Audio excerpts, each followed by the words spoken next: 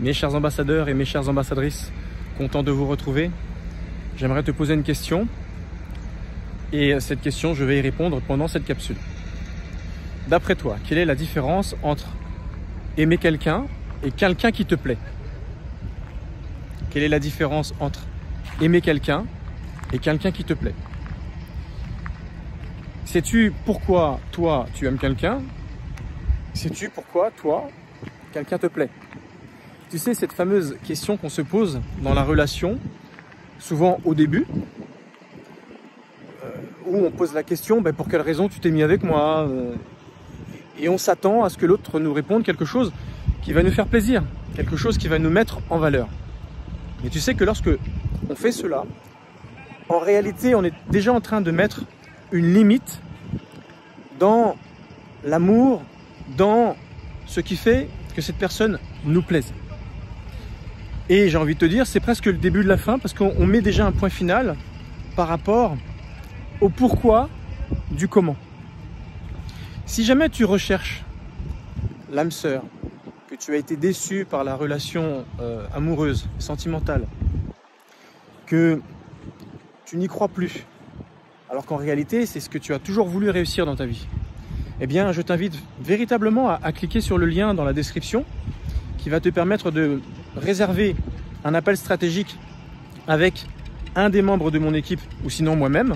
Et on se fera un plaisir de savoir finalement qui tu es vraiment, quels sont tes blocages, qu'est-ce qui te met en résistance, pourquoi tu as attiré une ou plusieurs mauvaises personnes, qu'est-ce qui fait que tu as peur aujourd'hui d'y croire à nouveau, et surtout, quelles sont tes valeurs hautes, qu'est-ce qui est hyper important pour toi dans ta vie, qu'est-ce que tu as absolument besoin de réussir dans ta vie, qui fait que, à l'heure d'aujourd'hui, tu stagnes et tu ne veux pas y croire, quelque part tu te punis, parce que si vraiment il y a quelque chose que tu voulais réussir, eh bien c'était ta vie sentimentale, ta vie amoureuse.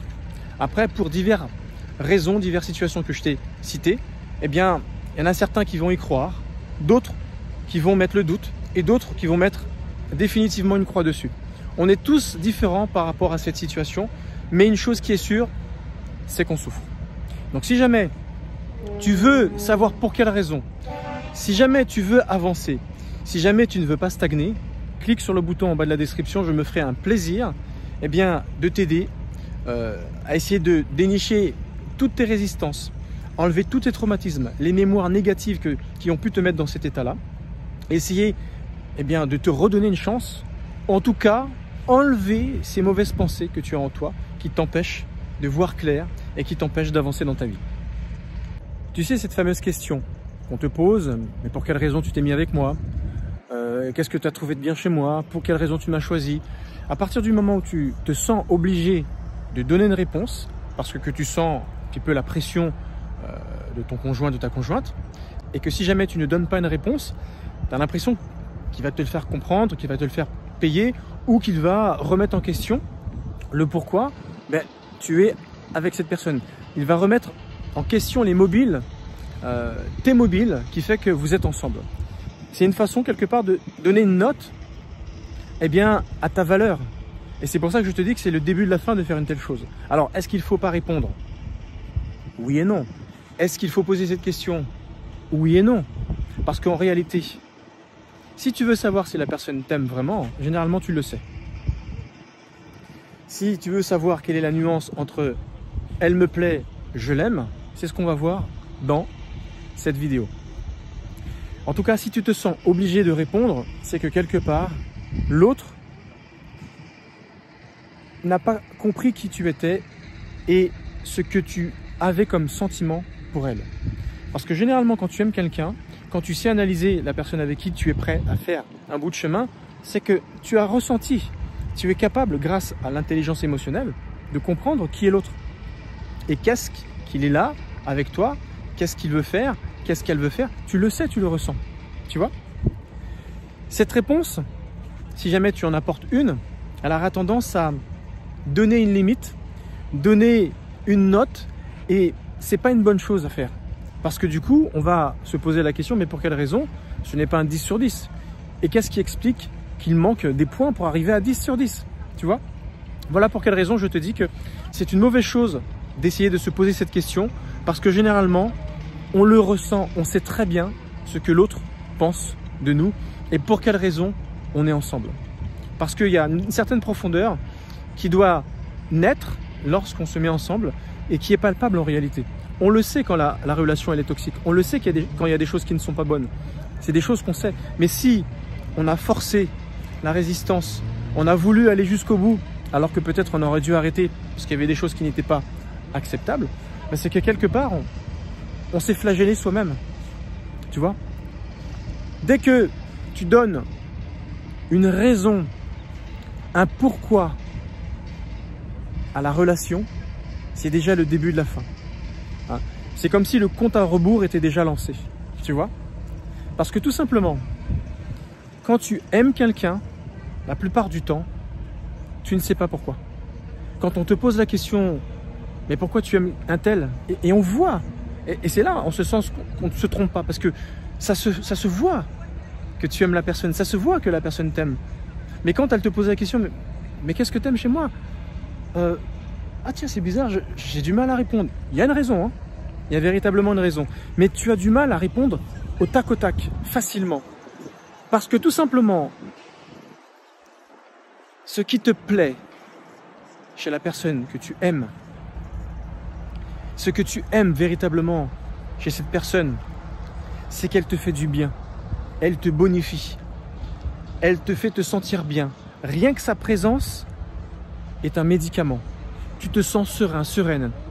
Et rien que cela, j'ai envie de te dire, ça dépasse tous les pourquoi elle me plaît en réalité. Tu vois? C'est une personne, en sa présence, le temps n'a pas d'importance. Ça peut se passer et tu as l'impression que tu es resté que quelques minutes alors que peut-être ça fait déjà une demi-journée que tu passes du temps avec cette personne. Tout ça pour te dire qu'en réalité, l'amour, elle se vit, elle se ressent. L'amour, c'est pas quelque chose que tu quantifies, tout simplement. À partir du moment où tu sais qu'une personne te plaît, il y a de grandes chances que ça soit matériel et charnel.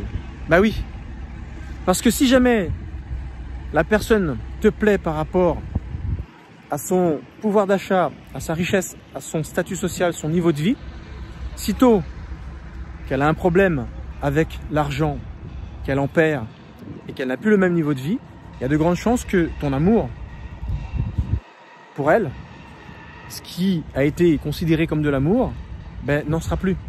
Si jamais cette personne a du charisme, mais qu'elle perd de sa prestance, pareil, ton amour, ce qui s'apparente à de l'amour, eh bien, sera fortement touché.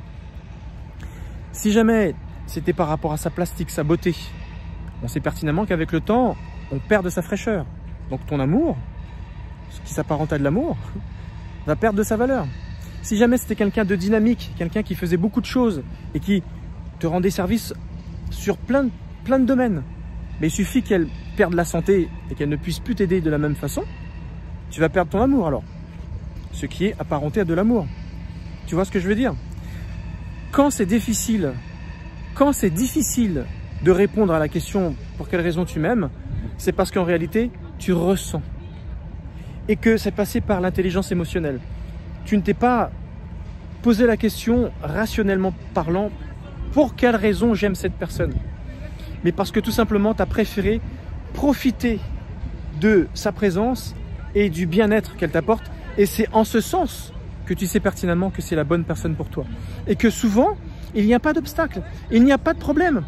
Tout ce qui se passe comme chose dans cette relation, ça coule, c'est simple, c'est facile. Il n'y a pas de complications. Et à chaque fois qu'il y a quelque chose qui se passe dans cette relation avec cette personne, tu as l'impression que tout se décante, tout a une solution, tout se fait tranquillement, sans éclat de voix, sans problème. Et c'est en ce sens que tu te dis, ben ouais, j'aime cette personne parce que finalement, je me sens bien avec, je ressens un bien-être. Soit tu seras beaucoup plus dans le ressenti. Mais si jamais tu te dis, ah, cette personne, elle me plaît, ben souvent, c'est quoi qui te plaît chez cette personne? Et là, tu seras capable de quantifier. Et quand tu commences à quantifier, systématiquement, tu mets un point final à la relation. Voilà ce que je voulais te dire par rapport à la différence entre aimer quelqu'un et quelqu'un qui te plaît. Quand tu aimes quelqu'un, généralement, c'est de l'ordre du ressenti et c'est difficile de donner une raison, un mobile, parce que c'est du bien-être. Mais lorsque quelqu'un te plaît, c'est souvent matériel, c'est souvent charnel. Voilà. Voilà ce que j'avais à te dire. Merci de me dire ce que tu en penses en commentaire. J'espère qu'il n'y a pas eu trop de bruit, que tu as pu m'entendre. Je te souhaite une très bonne journée. Bonne continuation à toi. À très bientôt. Ciao.